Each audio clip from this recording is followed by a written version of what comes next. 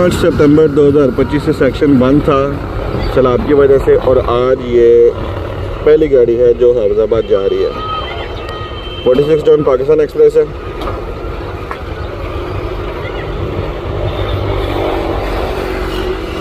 Hafizabad section पे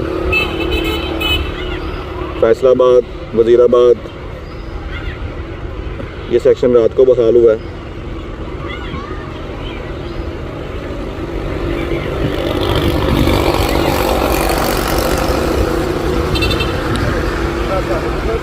headlights of हैं।